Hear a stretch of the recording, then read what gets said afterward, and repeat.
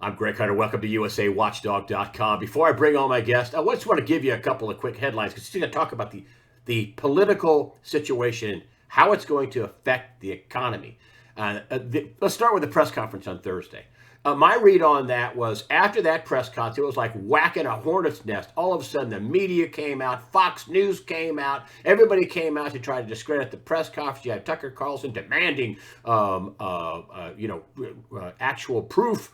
Even though Rudy Giuliani laid out a racketeering case. It's the guy that busted organized crime in New York City, and he talked about all the voting, the states who were in question that Trump was ahead by hundreds of thousands of votes, all shut down at the same time, just extemporaneously. Do you think that happened, or was it planned? He's laying out a case of racketeering. He didn't say it, but that's what he is laying out a case: an organized crime, an election fraud crime. It's a felony. And then you have the Dominion execs who were invited in front of the Pennsylvania House, and they suddenly backed out. They don't want to testify, which begs the question: why? Why don't they want to testify? And then you have people like Obama coming out pushing his new promised land. It should be called promised Marxist globalist New World Order land. But he's out trashing the president and making jokes on Jimmy Kimmel and doing his book tour and saying he's got to bring this up. We can take the president out of the White House and send the Navy SEALs in. And then also saying that, there was no fraud. There was no fraud whatsoever. There's absolutely no fraud, even though this press conference laid out a lot of fraud that they were going to bring to court.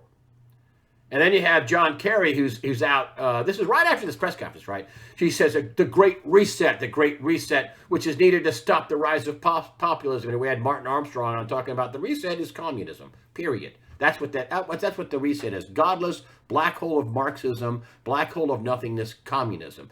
So with all this unsettledness, now all of a sudden the wasps are flying around their nest. That's the Democrats. Rudy Giuliani's laid out this cheating, racketeering thing. They laid out the voter fraud in terms of ballots. They have now the electronic fraud and raids in Germany. And the longer this goes on, and the Dominion voting system refusing to testify in front of the Pennsylvania legislature, and the longer this goes on, the more unsettled you get it. And then, so here's what I want my next guest to talk about. John Williams at shadowstats.com is coming on to basically tell us what in the heck is going to be the effect on the economy. John Williams, thanks for joining us today on USAWatchdog.com. Thank you for having me, Greg. I know that was a long introduction, a long setup for you, but wow, you have all of a sudden Obama's out saying we need to take Trump out of the White House and there's no fraud. What? Excuse me? John Kerry out. We need a great reset, but stop the populism. The network's going crazy. Of course, they're all in for a pound, in for a penny, in for a pound. They got to keep up the con with this. Biden won, and he hasn't been. Or Biden's the president-elect, which is total garbage. It includes Fox. So this looks like it's all stirred up again. It looked like it was Biden won. Okay, everybody can go home. That's what they were pushing. And you said when the networks did that, something bizarre happened. Let's start there. When they declared him winner, last Friday, a week ago, what happened? Well, that was leading into that. I mean, I watched the election, as I'm sure most people did, and watched on different channels. And when all of a sudden they stopped the counting, all of a sudden the numbers looked very strange. And I work with numbers and look for unusual patterns. That's part of what I do as a living, and look for unusual patterns in the government's numbers. And it looked to me like there's something very abnormal going on there. I'm not a specialist, but I can believe there was manipulation. Now, you're coming into that and coming into the media proclaiming Joe Biden the president-elect, which I believe was Saturday morning. The story had already started to spread in the global financial markets. And what we saw was something that you got to watch out for in the near future. The Swiss franc sold off very sharply to its lowest level since 2015. I guess it was 2015. 6 years, lowest level in 6 years. At the same time, leading into that the day before, and that day, you had gold rallying $40. First of all, the financial markets don't like uncertainty. So that if all of a sudden now the expectation is going to pull back from the certainty that Mr.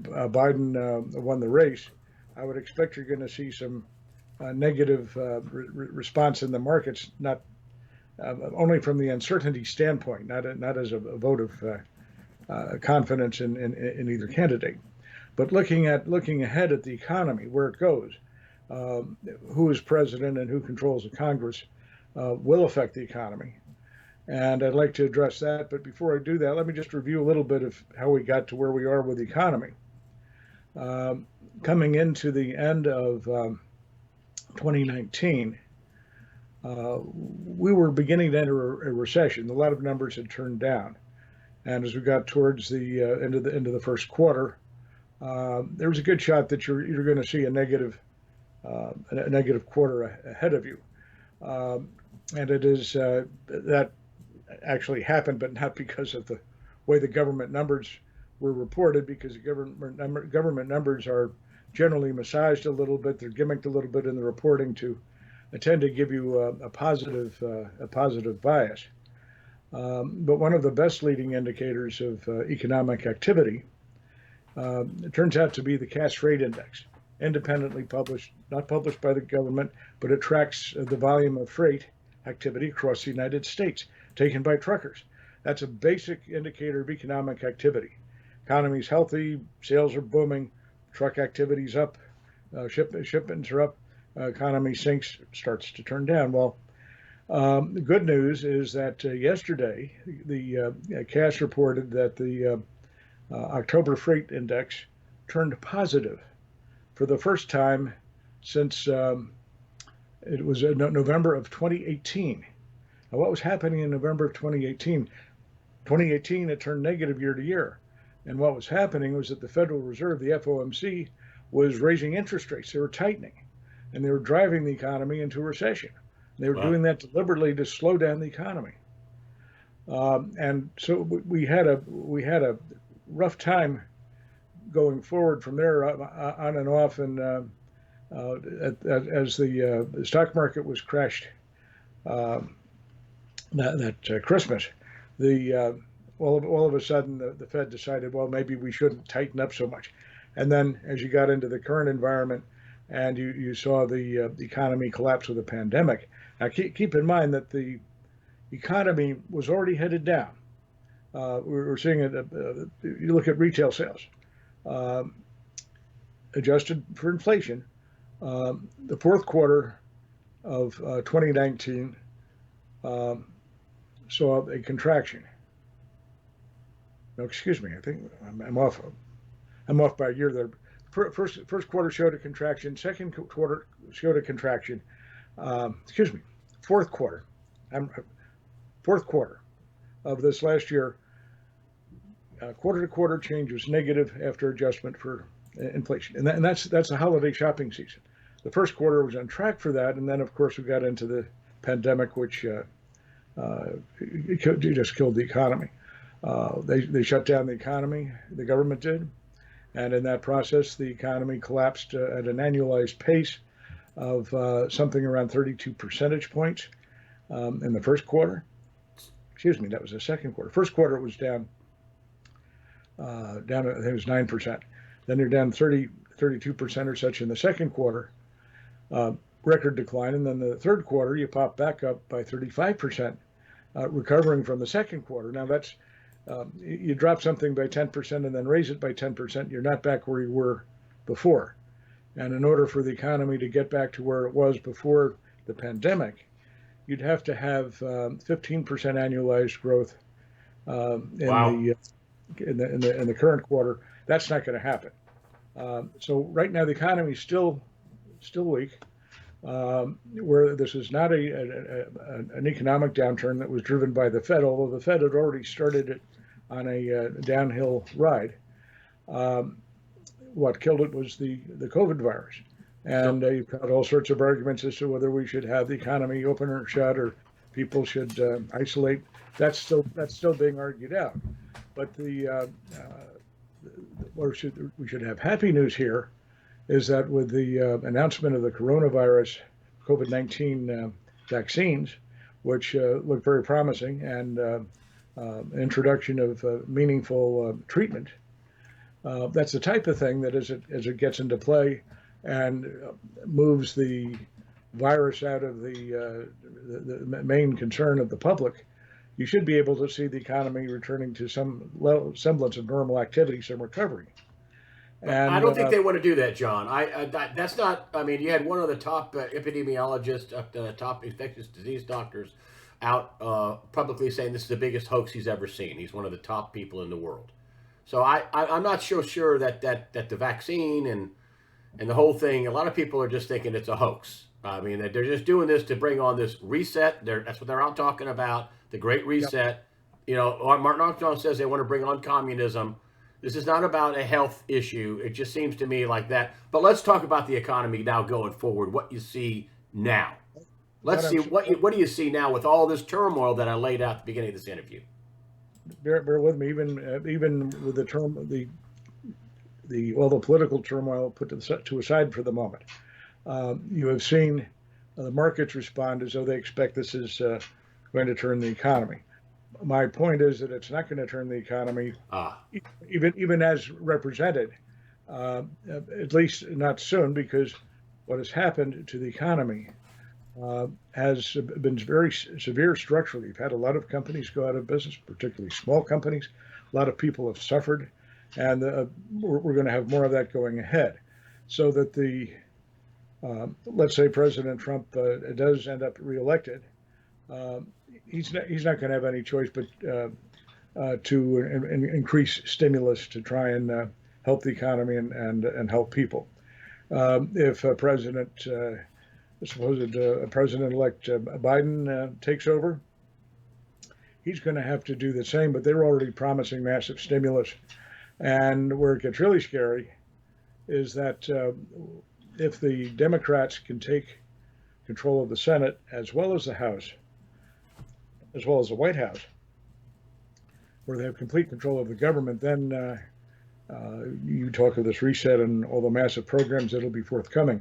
The stimulus there is just going to be unbelievable. And what has been already accepted by some of the more radical members of the Democrat Party is a concept of the modern monetary theory, which simply is you just print whatever money you need to spend whatever you need it to spend on, and don't worry about it.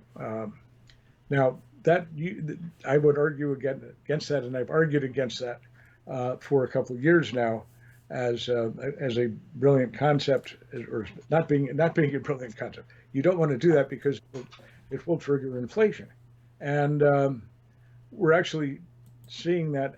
We're actually seeing modern monetary theory being practiced right now by the Fed and the federal government. They've given up any hope of having a contained monetary growth, any hope of having a contained budget deficit, and whoever gets into power, there's going to be more deficit spending. It's a matter of how radical it's going to be, and the markets were reading when they thought they were looking at a Biden victory, where you had that big hit on the dollar and surge in gold. That was not a vote of confidence for what they saw coming there, and it's going forward here. You're going to, despite the recent strength in the dollar, although it's not been real strong, and despite the downturn in gold prices, which has not been particularly large, but they're off highs. The driving factor there is sort of counter to the stock rallies that you saw with the good news on the coronavirus in terms of vaccine and treatments, whether or not those are real. The market said, "Oh boy, this is going to help the economy. It means there's not going to be more deficit spending, so we can back off from gold and we can go back into the dollar because things are going to be better."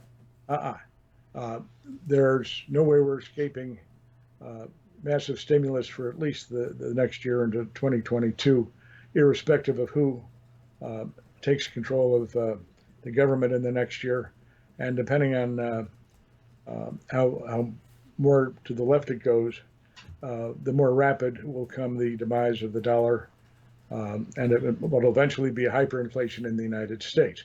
So that what I'm looking at here generally is same thing as looking at before: high risk of the economy evolving into a hyperinflationary Great Depression. And the way you save yourself there is to preserve your wealth, your dollar assets, by converting them into physical gold and silver, to the precious metals, and just hold them. They'll retain value over time, as opposed to holding paper dollars that will effectively become worthless. And in the modern monetary theory, we get a lot of money from the government, and the government's going to keep giving you more and more and more. But that's going to be an environment of rising in inflation.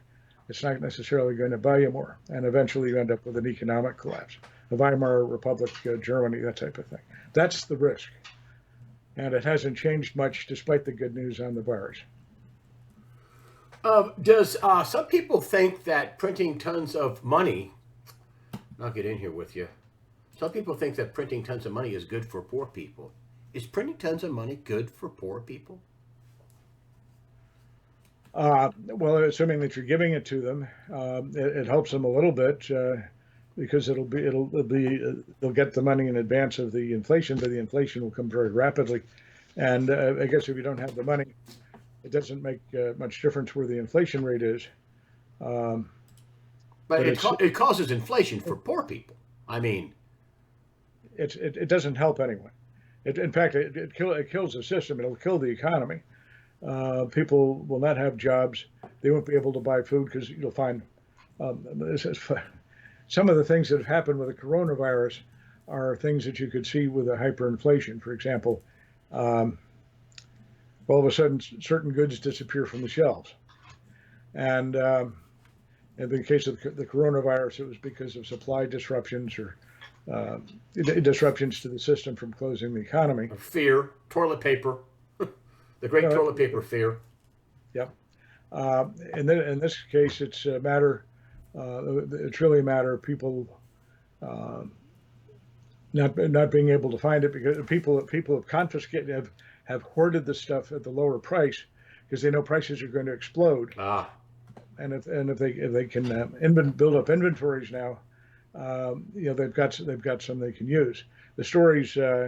I used to import a chainsaw from Germany, what used to be West Germany, and got to know a lot of people there. Worked at the factory for a while as a kid, and I met people who actually lived through the hyperinflation of the Weimar Republic, and some of the stories that were told are just unbelievable.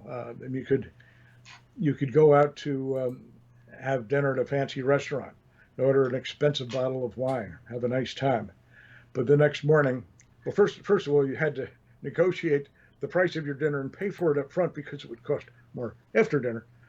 But the next morning, that empty bottle of wine was worth more as scrap glass than it had been worth as a fine bottle of wine the night before. It's not something you want to go through. And where you get out of it, you effectively create a new currency and a new system. The hedge is precious metals, hard assets, real estate. Believe it or not, has the term real. That's because it tends to adjust with inflation. If you've got soaring inflation, your house price will go up as well. Now, it may be difficult to sell because of other people are having liquidity issues, but the value of the house will be there. As long as your payment stream doesn't get interrupted. If you're leveraging it and you lose your job, you lose your asset, don't you? Well, it's funny things. You have all sorts of displacements with the inflation, but let's say your mortgage payment's $1,000 a month, and you see a rapid inflation. You may be paying $1,000 a month, but the dollars you may be paying may only be worth $10. So it's actually cheap to pay to pay the mortgage, assuming that you've got have some flow of real wealth or cash. And But then what happens if they come out with a new currency and they price your house in that currency, and well, now your $1,000 is $1,000 new, and no, or well, that's $500 new, and the new dollars are way more expensive than they were. yeah. But the thing is, they have to recast your mortgage because your mortgage was based on the old dollar. It'll be called a new dollar. It will not be the old U.S. dollar. It'll be a new U.S. dollar or I'm whatever. just warning people against, if you pay cash for a house, you don't care what happens. My only fear is that people are going to go leverage up, and they're going to buy the biggest house they can and get themselves leveraged up, and then they lose their job, or their house goes up, but they can't make the payments. I mean, most people don't pay cash for a house or a car. They just, what are the payments, man? They're stupid, which is the Right. dumbest question you can ever ask. So I'm just warning people about this idea that you can get into a house. You better have a secure payment stream, or you better be able to pay cash for it, right? I would. That's what I would do, but it's a circumstance that has funny twists to it. The bad thing here is that when you have a hyperinflation, you also tend to get political displacement. Mm. And if you own the physical metals, the precious metals, uh, gold and silver, they're portable. Uh, you can take them with you if you're trying to uh, move out of the area that you're in. A house is not portable. It may retain its value, but it lacks portability. Um, Yeah.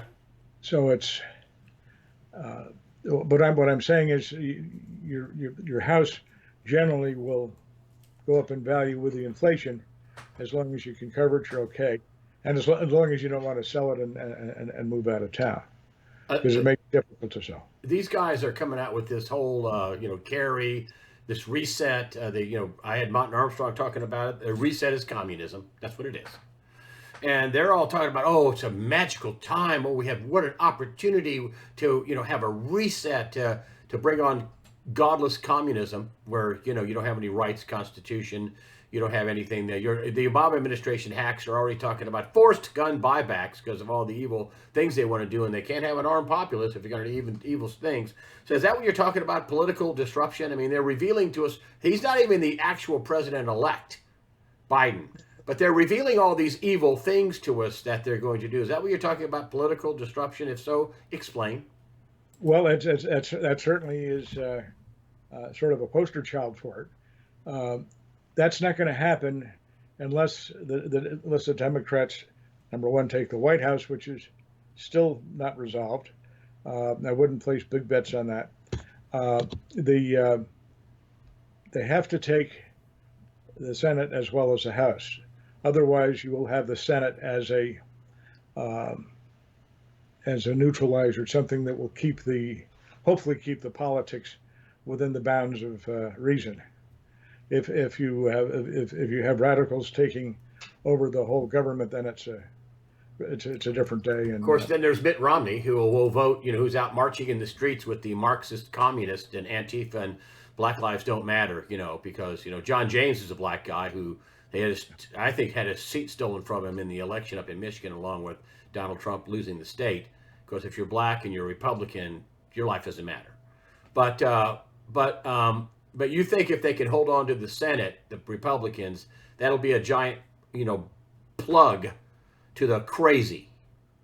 yes, and in fact, what you saw talked about was happening. What was happening in the silver and gold later when you had that big sell-off in the dollar and rally in gold price coming to that weekend. Monday morning, they announced the COVID virus vaccine, and all of a sudden, boom, gold shoots up, the stock market shoots up. Sorry, gold sold off, stock market shot up, dollar rallied, and the thinking there, which I got into earlier, is good news. We're going to get rid of the coronavirus, and the economy's just going to bounce right back. Again, my point is, it's not going to bounce right back. It'll at some point, hopefully, we get this under control. You'll see the economy beginning to recover, but there's been so much damage done to individual lives, and particularly small businesses, but even large business. You're going to need Airlines, they're laying off 90,000 supposedly by the end of the year. 90,000 is what they I think they're going to lay off without any kind of stimulus that the Democrats are holding up in the House still. 90,000 people laid off. The ripple effect on that is unbelievable. These are not people that make $4 an hour. I mean, they're pilots and airline flight attendants and baggage people, and these people are making 20, 30, 40 bucks an hour in most cases, and plus Yep. benefits. That's why I'm saying that the irrespective of who ends up controlling the government, and I hope it's not the extreme one party controlling the entire government, which I was discussing before. There's going to be stimulus. There has to be. The Trump administration will do it. The Trump administration would have done it if things were not quite as close to the election. You had political arguments back and forth. The Democrats wanted a more expansive policy. If they get to control of the whole government, again, they're moving into the general area of the modern monetary theory. But again, the Fed's already doing that. So you get the Fed is expanding money supply right now at a pace never seen before. Absolutely never seen. Wow. I just looked at the numbers for money supply, M1. That's the narrowest measure, but it's the cash. It's the money that you've got in your checking account in the bank. Year-to-year growth there, 45% year-to-year. Woo. Never seen anything like that. Record high. M2, which is broader, it includes savings accounts and money market funds, things like that. That's up 25%, which is again this is a record high. Never seen anything like that. Cash in circulation. Now that's a funny item because you have numbers back in that. You've already said cash in circulation. Back in time, and until you got into the modern banking, which sort of reined in the cash and people used more in the way of bank accounts, you haven't seen anything like the growth which you have right now in cash in circulation. It's just the printed money. Right now we're up over 15% year over year, and the last time you saw anything like that was when Alan Greenspan was building up cash reserves in advance of Y2K. That is the cash in circulation is very. Is that another record? Because that's getting turned over. People keep spending it. Is that another record? Cash in circulation, 15%. It's not an historic. It's not an historic high. Again, it was a little higher in the Y2K preparations. Wow. But that did not all get into circulation. But they wanted to have the cash in hand so that you wouldn't have an economic collapse or banking system collapse. Back to a 20-year high. It's been 20 years since this happened. 20 years since it's been this high. Wow. And then if you go back in time to World War I, you had some spikes, but people were dealing more with a cash system than money supply as we measure today. Pretty much what was not tracked before the 1960s. The cash in circulation near record high. Is that fair to say? Near record high? It's it's certainly in terms of the time frame in which you track the money supply. It is. Wow. It's a near record high in modern history. Wow. In the modern economy. So M1, M2, and cash in circulation are all either at record highs or they're near record highs. Wow. Cash in modern times. Again, cash. You go back before you had all these fancy bank accounts and cash instruments. There were times when you had basically a cash-driven economy, and in those time frames, you had all sorts of volatility. But in modern banking, say post 1960, which is where you start measuring the money supply, it's near record high. And I measure M3. The Fed used to measure that. Then they stopped publishing that in. I think it was 96. Excuse me, 2000. I've got to check the numbers on that. Well, it's okay.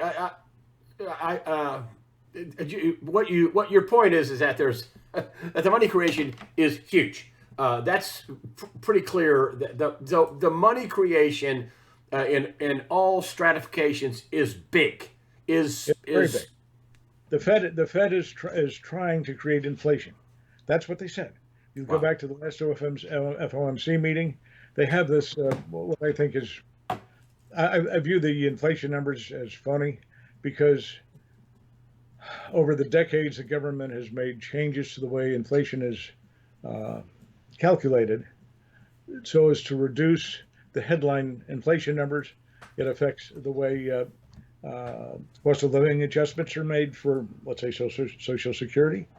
I publish, I estimate, and then I publish, available on my site, um, shadowstats.com, estimates of where the inflation would be today if it were still calculated the way it was back in 1980. And what you'll see is that it'd be up right now. It's up around 9% year to year, according to my measure, as opposed to under 2% per the government's measure. The difference is that people who are looking for a cost of living adjustment next year in Social Security, they're going to get 1.3%. It should be up around 9%. wow. That's why that's why people find it difficult to make ends meet on Social Security. But what The happens real inflation rate is around 9%. wow. Now, how that comes about, what I did here, and this all ties into gold. And it's one reason I advocate that people own some physical gold, because what they have in their assets there, that'll tend to survive whatever happens with inflation. Um, the gold, the U.S. dollar was backed by gold until 1971, when Nixon abandoned its convertibility. And once that happened, up through that point in time, if you looked at the year-to-year change in gold prices and the year-to-year change in headline inflation, are pretty close. What you'll find is that not only does gold follow the headline inflation, it actually tends to anticipate it, particularly when you see an increase or decrease. But back when the dollar was backed by gold, it didn't respond to that. I mean, it was just that was the currency effectively. Going forward, after 1970, the price of gold tended to rise, um, and along with that, so did inflation.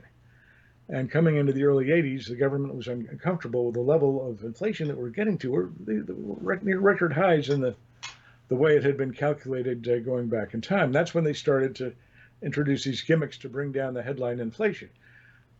Nixon taking us off gold, they printed more money.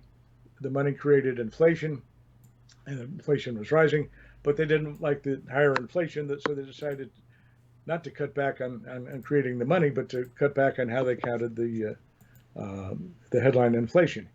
And the first big change they made was in the consumer price index, was the cost of housing.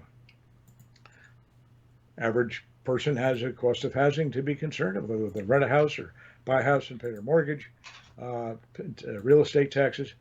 It is a what they decided was that the way it was being measured at that time was not reasonable. That, among other things, it included the cost of buying a new house.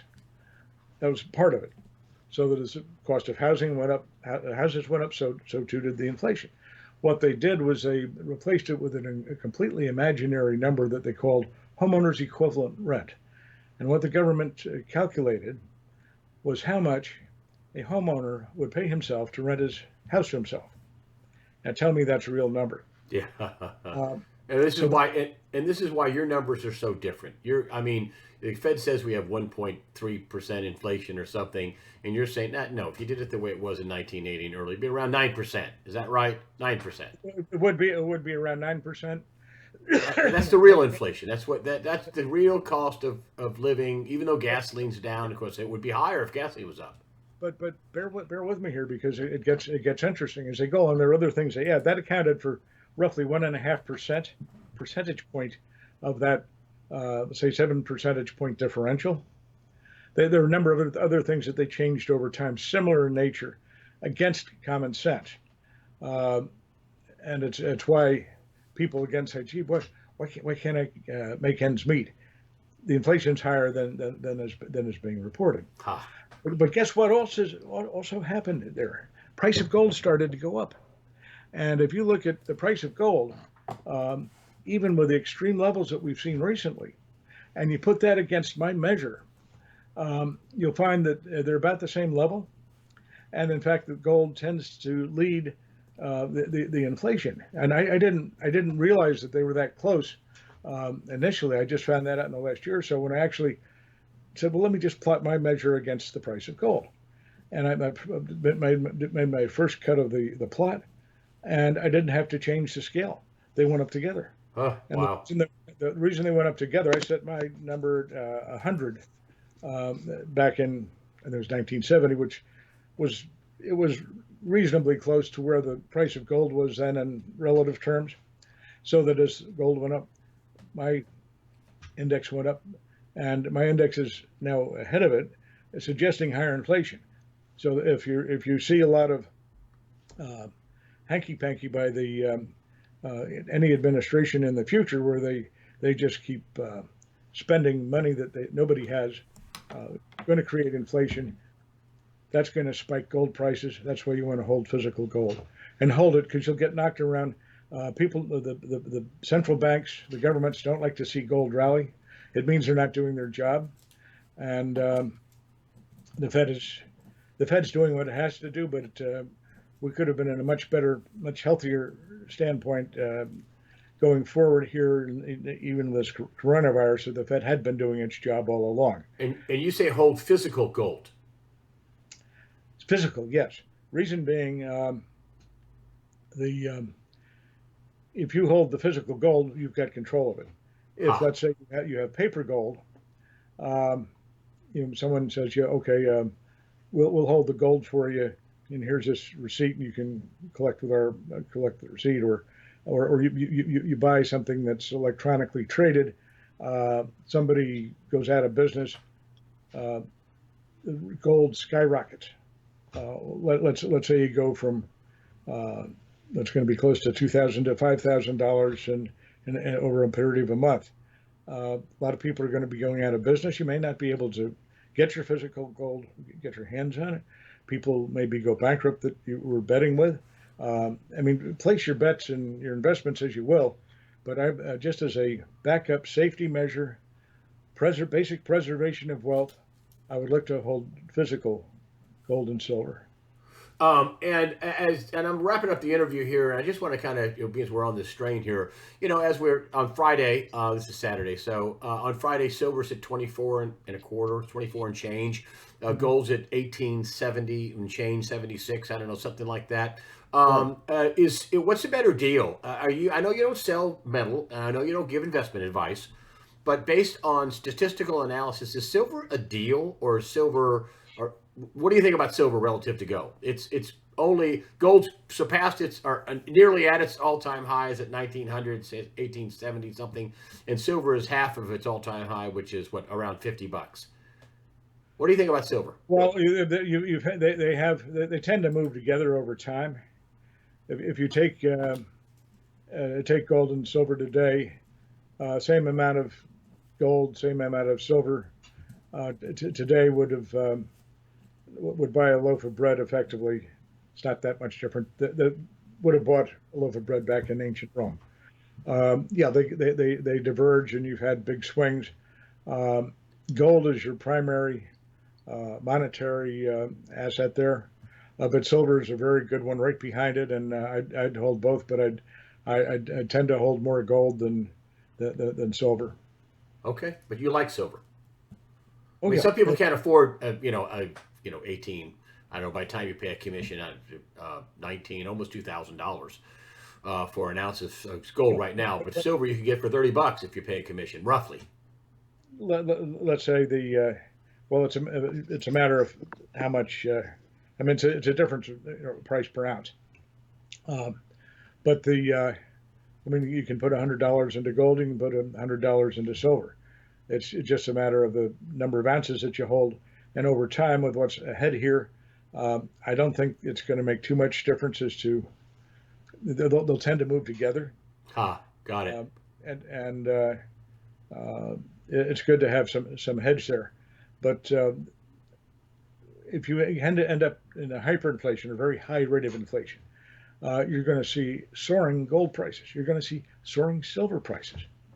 And unless you're ready to do something to where you're going to be getting it into hard asset, or you have to sell it to save your life. And I know people who credit their getting out of Europe in World War II, the fact that they had gold and they could bribe border guards and things like that. All sorts of nice reasons for having the physical metals.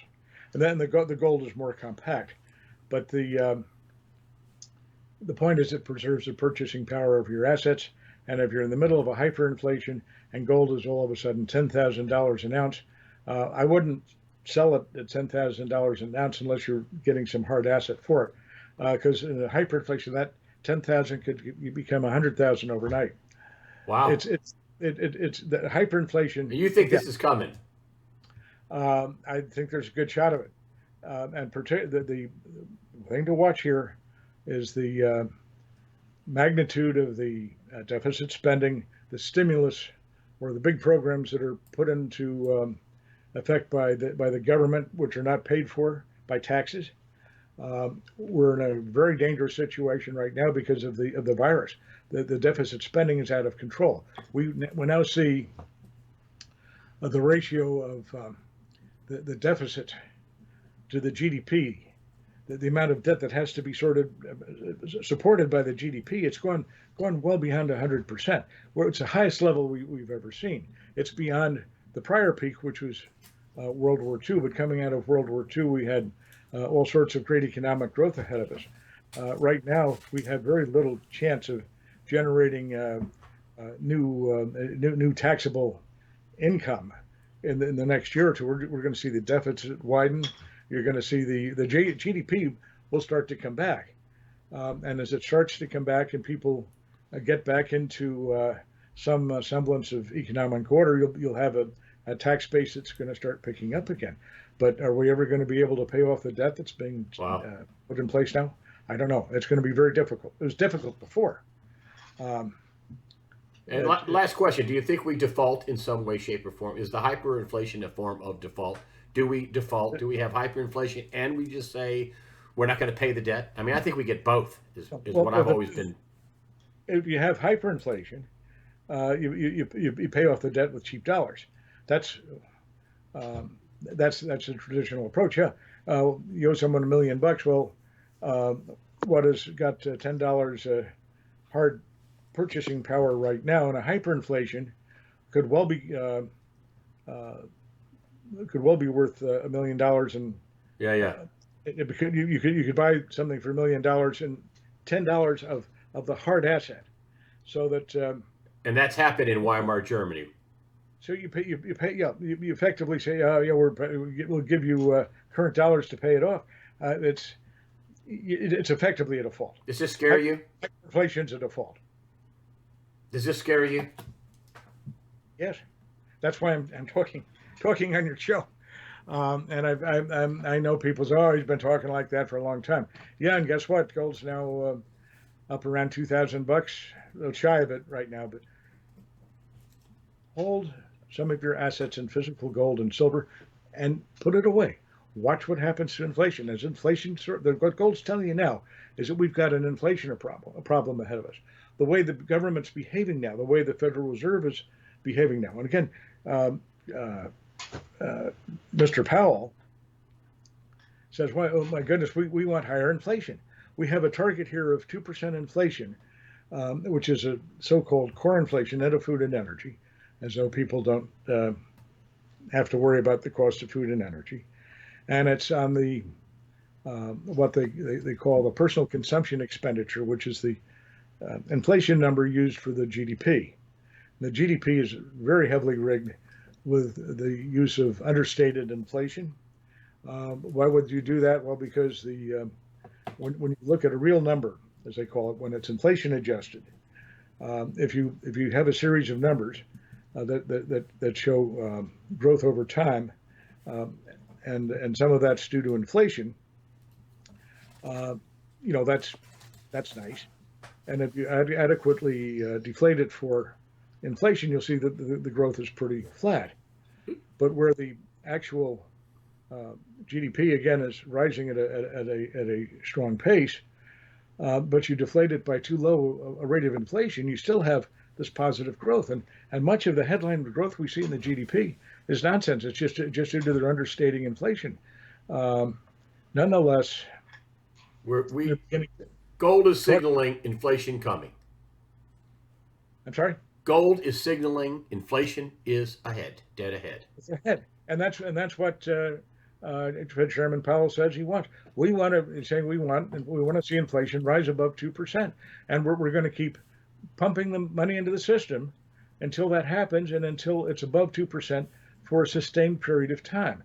Now, when their inflation gets above 2%, my number is going to be maybe 12, 15%. Huh. I don't know, Wow. but once you start down that path, watch out, because the inflation can come very quickly, and people in Germany had no idea it was going to hit as quick. Many people had no idea what hit them. John Williams, that's sobering. When their number hits above 2%, your number, the real number, will be 12 to 15%. Wow. Wow. So they just listen, John, thank you for coming on and laying out the scenario, no matter who wins the presidency. Although I'm thinking even with all the psyop, which is a psyop, and the media going crazy and the former politicians going crazy, which I think they're scared of the cases coming. I think Trump's going to win, but it's going to be tough sailing no matter who wins. It's going to be rough sailing for everybody. It's going to be difficult, no question. Whoever wins, and let's stay in touch. Yes, oh yes, sir. And listen, you have a subscription rate. I think is it $175 a year? Well, for my Shadowstats newsletter, which goes out in electronic form, hopefully a couple of times a month. Sometimes it's one time a month. $175 a year, $89 for 6 months. It's been that way for 10 years, man. You've gotten no raise. The inflation's hit you, and you're just eating the inflation, my friend. Yeah, but it keeps growing. So okay, well, yeah. I mean, that's about 10 years ago. It was $175 a year, and that was a bargain. I know. Yes, well, I did this to try and keep it within a generally affordable range for most people who might be able to make use of it. It's highly detailed information. If you're investing money, you should have it. If you just want to know what's really going on, the real numbers without all the gimmick massages, your real unemployment, what's the real unemployment? 28%? Yes, very, very close to that. Okay, the real inflation rate is 9%. I'm sorry. The real inflation's up at 9. My unemployment number, very simply, is the government's broadest measure, which includes currently discouraged workers, people who would like to work but they can't find a job. And that's where is that 28%? So they've given up looking for work. Now that's the definition of the discouraged worker is they've given up looking for work because they can't find a job. What happened was at the onset of NAFTA, or coming into NAFTA, they changed the definition. Before NAFTA, anyone who wanted a job but had given up looking for work because they couldn't find a job was counted as a discouraged worker, even if they'd been discouraged for more than a year. And so these are the ones more than a year. Those are your discouraged, displaced workers. They're no longer counted as unemployed. I've continued to estimate that. And again, it's in the neighborhood of 28. The real rate isn't 8 or 9%. It's 7%, whatever they're saying. It's 28, 30%. Yeah, well, that's in today's environment, but you still have an elevated rate of unemployment because of the COVID virus. Got it. If you go back to pre-pandemic levels and say the you had the 3% unemployment rate that President Trump had. The record low actually is 3.5%, but it was at least you hadn't seen anything like that in the last 50 years. The broad measure would be up around 22%. Wow, unbelievable. Listen, I've got to cut it off, but your website, shadowstats.com, there is some free information on the website. You can get a subscription for a half a year or a year for $89 or $175. John Williams, thank you for joining us today on USAWatchdog.com. Thank you, Greg. I greatly appreciate it.